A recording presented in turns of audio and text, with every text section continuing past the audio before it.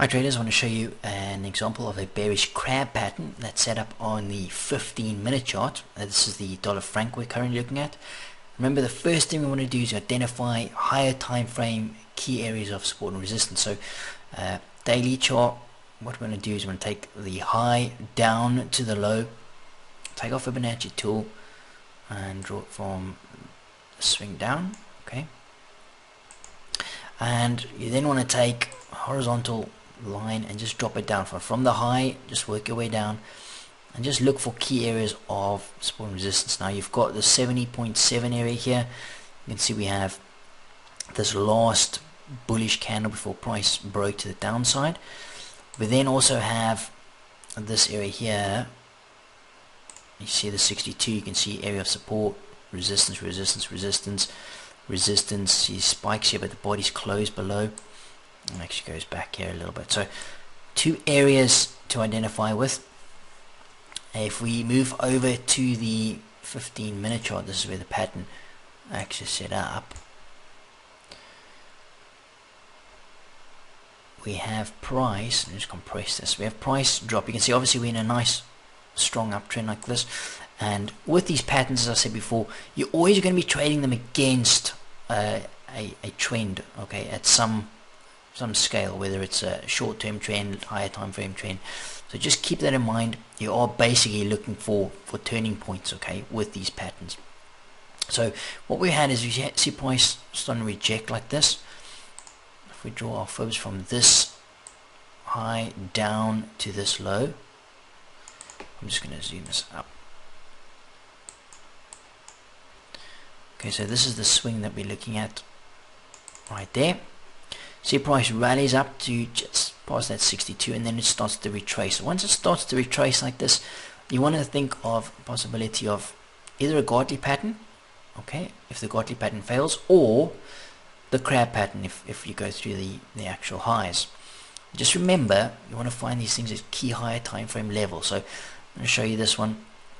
There's the retracement, and remember, the tighter you've got this confluence between the 62 and price hitting that and retracing, the tighter your extension or projections are going to be. So if you just move this up, you see the completion area here, 1618 and the 2618.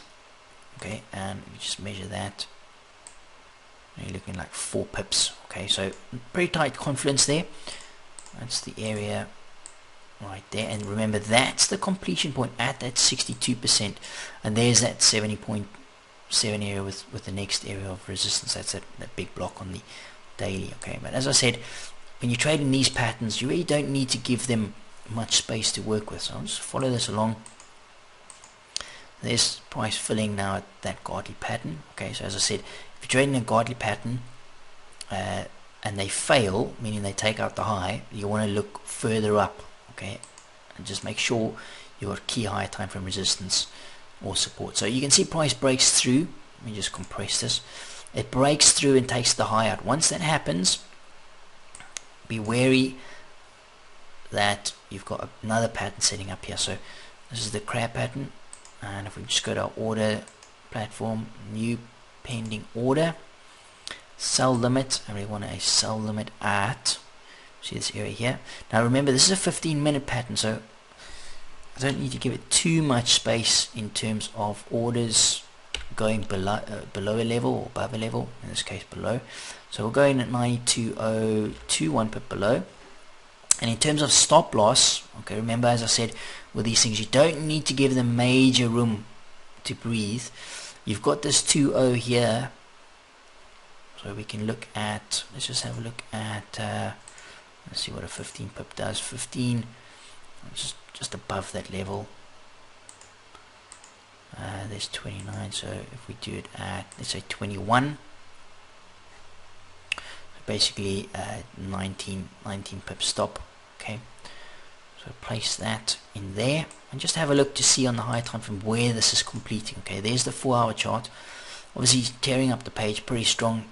Okay, so we've bounced off that 50, nice confidence there, heading up towards the 62 level. You see here we've also got this block. Okay, now this is something you want to take note of when you're trading these patterns, because you're going to have to decide if you're going to use a slightly wider stop to avoid price spiking into this area, okay, or if you're going to just trade the pattern using this level, okay. That's always going to be an issue at some point or another with regards to these key levels and these patterns, okay.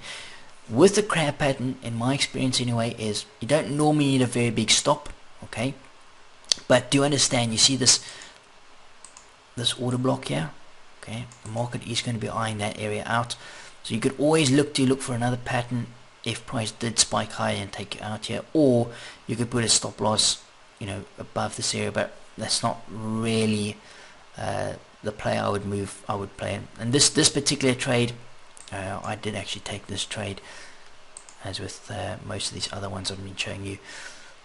But we just go to the 15-minute chart, and I'll show you what happened here. Zoom this up. Step this forward. Okay, hits the 127, big reaction. Okay, moving up towards this level. Okay, so there's the fill. See, it comes up to the 1618, fills us. We get immediate reaction. Just step this forward. You see the bounce, it's come down, and finding this area in here. You see the 127. We have resistance becoming support. You've got this area here you want to watch very closely in terms of your first sort of major area of support below us. I'll just step this forward here. This price coming down. See this block here? I want to eye that out as well. See that bounce off that area right there. Okay, so this area here, we'd have obviously liked to have seen it hold in terms of price moving lower. And a bounce. Quite 20 pips. Having a go up at the area. Haven't done anything with the stop loss yet. Okay, stops just above that 2.0 for now. We really want to start seeing price come off here. Okay, so you see the spike up? That spike up just into that 2.0. That's actually just taken the trade out for 19 pip loss. Okay, so that spike up hitting the stop loss. I'm going to show you the 4-hour chart here. And you see this block here. Let's just move this horizontal line there. You see how price hits that area right there. Okay, bang, pretty much to the pip. And if you just go to that 15-minute chart, I'm going to show you what happened here. See price hits the level, breaks through this area right here. And I'll just compress this quickly, show you what actually happened after that.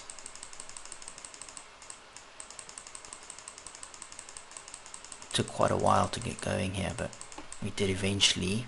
Let's look at the hourly chart. We did eventually start to break down quite heavily. Okay, we got a real nice rejection off that area, coming down through that first area.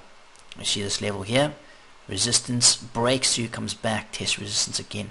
So the pattern in terms of giving enough space to breathe, it failed. It went up into that 4-hour block. That's, you know, it's always going to be a call. Do you use a larger stop, okay, or do you trade the pattern?